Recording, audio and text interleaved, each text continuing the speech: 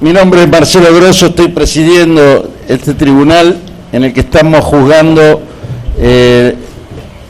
la muerte de un interno en la ex Unidad 9 del Servicio Penitenciario Federal de aquí en Neuquén. Sí, algunos de sus datos personales. ¿Me podrá decir su nombre completo, doctor? Sergio Delgado. El doctor Borda, de la Procuración Penitenciaria. Entre el año 2003 y el año 2010, usted ocupaba el cargo de Juez Nacional de Ejecución Penal, ¿esto es correcto? Exacto. Es decir, para el año 2008, para el momento en que ocurrieron los hechos que aquí se juzgan, usted tenía ese cargo, ostentaba ese cargo. Exacto, era Juez Nacional de Ejecución Penal en la capital.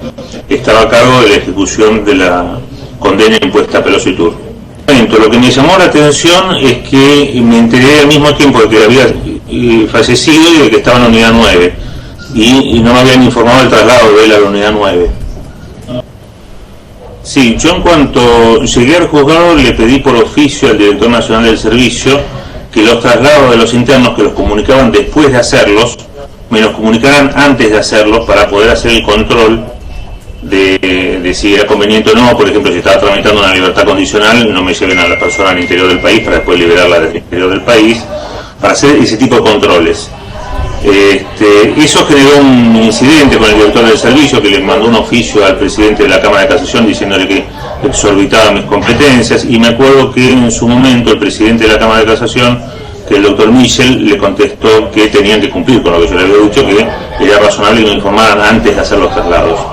Y generalmente yo recibía todos los jueves o viernes un fax donde me informaban de cada complejo cuáles eran los internos que iban a ser trasladados al interior. Yo compulsaba con los legajos que tenía de cada interno y veía si había algún motivo para no trasladarlo, por ejemplo, un pedido del interno de no ir a determinada unidad, o un pedido o alguna razón que tuviera que ver con el trámite de algún incidente que estuviera en curso en el tribunal. Podía oponerme al traslado. No era muy frecuente, pero en general podía parar un traslado antes de que se hiciera. En el caso de Pelosi Turri, recuerdo que él había viajado sancionado a la Unidad 9 y no me habían informado que estaba sancionado cuando estaba en el Complejo 1. O sea, en el Complejo 1 lo habían sancionado, él había estado sancionado varios días en el complejo, no me acuerdo si tenía una sanción de 10 días o 2 que se habían acumulado, y lo trasladan, cuando le restaba todavía cumplir varios días de sanción, 8 o 9 días de sanción, lo trasladan a la Unidad 9. Tampoco hubiera dejado que trasladen a un interno sancionado. Claro. El interno es sancionado, muchas veces intento comunicarme con el interno o lo incorporo a las visitas, de las próximas visitas a las unidades, para ver bien cuál fue el incidente que motivó la sanción, ver si había habido problemas vinculados. En general, cuando los internos son sancionados, es el motivo, puede haber algún incidente en el cual resultan agredidos o no, o pueden haber sido ellos los agresores. Pero bueno, son los incidentes violentos y más complicados que se producen en las unidades, son los incidentes que en principio más me interesa controlar. Normalmente cuando ingresaba a una unidad, el primer sector al que concurría era el sector de sancionados. A ver dónde estaban los sancionados, por qué estaban sancionados, en qué condiciones estaban. Me acuerdo que no llegaron automáticamente las actuaciones, y yo pedí las actuaciones por las que lo habían sancionado, y me las remitieron. Y cuando me las remitieron, me acuerdo de haberlas compulsado y haber visto que figuraba que habían comunicado al juzgado el comienzo de la actuación disciplinaria, y que a mí me sonó extraño que lo hubieran comunicado, porque siempre o estaba el personal en el juzgado atendiendo los teléfonos, o funcionaba el fax en automático y queda documentado. Y los fax automáticos se imprimen, o si no el fax, que eran los fax de papel antiguos, daban el informe de que no había sido exitoso el fax. O sea, la constancia tendría que haber dicho, la constancia de remisión tendría que haber dicho que se había recibido con éxito el fax. Pero lo cierto es que la hayan comunicado al juzgado o no la hayan comunicado, yo no me enteré de esa sanción. Si me hubiera enterado de la sanción, tampoco hubiera autorizado el traslado de un interno sancionado a otra unidad antes de hablar con el interno. Física, ¿usted recuerda, usted estaba en conocimiento de si él padecía, por ejemplo, de epilepsia? ¿Sabe si estaba diagnosticado? No. ¿No sabe o no recuerda? No, recuerdo que no. Me acordaría si no eran muchos los internos con epilepsia. No, es un dato que yo creo que procuraba tener. Eso tendría que estar si estaba detectado, tendría que estar en la historia clínica que era epiléptico. Usted dice que por su experiencia como juez de ejecución, ese dato tendría que estar diagnosticado en la historia clínica. sí o sí podría... Sí, está detectado, porque puede pasar. Está claro. Que no esté detectado, sí. Cuando intervine por primera vez en la ejecución de la condena de él, vi que era una condena complicada de varios años y pedí la historia criminológica y me llamó la atención que no había historia criminológica. O sea, él llevaba ya 6 o 7 años detenido cuando yo empecé a intervenir en la ejecución. Varios de esos años ya como condenado, llevaba más de 3 o 4 años de condenado y no tenía historia criminológica. Sí tenía calificaciones de conducta y concepto que eran 0-0, pésimo, pésimo, pero tampoco tenía sanciones. Por ejemplo, cuando tuve la primera entrevista con él, no registraba sanciones en los últimos 2 años, pero igual seguía calificado como 0-0. O sea, era claro que era una persona que para el personal penitenciario y para él mismo era cachivache, era su calificación correcta era 0, no la discutía y no se la discutía el personal penitenciario, pero no se había hecho ningún esfuerzo por hacer la historia criminológica de él. Miguel Palazán es mi nombre, represento al Ministerio Público Fiscal. Vamos a decir que ha conocido el sistema penitenciario en su totalidad, digamos. Sí, todas las unidades federales las visité todas. Bien, la pregunta que le quiero hacer es la siguiente, concreta. Para el año 2008, ¿usted tiene recuerdo de qué referencia había en cuanto a, concretamente, al nivel de violencia en la unidad 9 de Neuquén? Digamos, para la media nacional, o se destacaba, o era mencionada por las personas que estaban a su disposición por algo en especial. Las más complicadas me parece que eran la de Rawson y la del Chaco. El problema de la unidad 9 era la dificultad del traslado, que los pasajes eran más caros que a otras partes del país, incluso a la misma distancia deben ser los pasajes más caros, los pasajes a Neuquén, o sea, implicaba un desarraigo complicado para cualquiera que fuera a la unidad. Pero no recuerdo que fuera una unidad particularmente violenta. Eso es lo que recuerdo en general de la unidad, no recuerdo como una de las más complicadas, así como una de régimen cerrado. Bien, gracias por la defensa.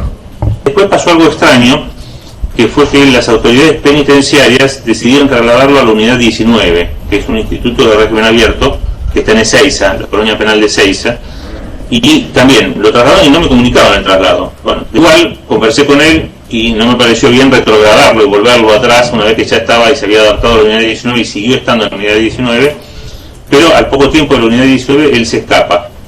Esto pasó un año antes, yo creo que muriera, un tiempito antes de que falleciera. Pero estando ahí en el complejo había tenido una denuncia por abuso de otro interno, un interno que había denunciado que a él lo habían abusado. Tampoco me había enterado yo de esa denuncia. Y le pregunto, ¿pero cuándo fue eso? Y eso fue antes de que tuviera las salidas transitorias.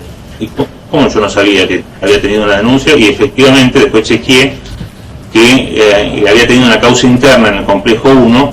Cuando yo estaba tramitando la incorporación de las salidas transitorias, él había registrado una causa interna que no me había sido informada.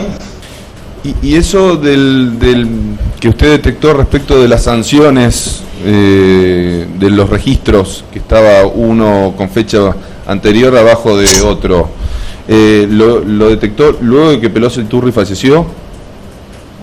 Exacto, después de la muerte se me ocurrió pedir el registro para ver cómo había quedado asentado el registro de la sanción del interno y quién lo había entrevistado antes de que muriera, y figuraban 4 días después del ingreso de la unidad, hasta que el último día creo que estaba figurado que había fallecido, y estaban en los 3 primeros días estaban las firmas de los funcionarios que lo habían entrevistado, que claramente eran falsas, porque no estaba escrito eso después de la fecha en la que el interno había fallecido. Bien, si me permite el señor presidente, me gustaría mostrarle una hoja que está en la hoja 1021 del cuerpo 6. Concluye una nueva visita, dice, sí, estoy leyendo la parte de arriba, en la cual entrevisté a internos a disposición, no llego a leer más porque no hay que subirla para que pueda, a mi cargo, en sectores de alojamiento, alejarla un poquito para que pueda leerla. Se destacaba la higiene. Entrevisté a los integrantes del Consejo Correccional, a inspectores y a instructores de sanciones y médico que asistió a quien fuera Irrito Argentino Peloso Iturri. Neuquén, 20 de mayo del 2008, y firmo yo, sí. Sí, la reconozco, esa es mía. Veo que en relación con Pelosi Turri, usted primero observó que no se le había hecho la historia criminológica, después observó que se lo estaba calificando con 0 cuando no tenía sanciones, después observó que se lo trasladó a la unidad 19 sin avisarle a usted que se lo estaba trasladando, se le inició una causa sin avisarle a usted que se le había iniciado la causa, se lo volvió a trasladar a la unidad 9 sin avisarle a usted que se lo había trasladado. O sea, estamos hablando de un cúmulo de irregularidades bastante grave y estamos hablando en un periodo de no más de 5 años, entiendo. ¿Era una conducta habitual del servicio penitenciario actuar de esta manera? No, porque después de la discusión que hubo con Acevedo, creo que era el inspector general a cargo del servicio, cuando yo asumí, que se opuso a informarme de los traslados antes de concretarlo, una vez que Mitchell le ordenó hacerlo, siempre me llegaba, toda la semana llegaba al juzgado de ejecución, antes de ser concretado, el listado de los internos que de cada uno de los complejos de la capital iban a ser trasladados al interior. Y era excepcional que yo no me enterara de un traslado. No, fue raro lo de Peloso. En general, me pasó también ir a una colonia penal, llegar a la colonia penal de Roque Sáenz Peña, pedir las historias criminológicas de los internos y que no estuvieran calificados en los últimos 3 trimestres. O sea, en una colonia penal había internos que no tenían calificación en los últimos 3 trimestres.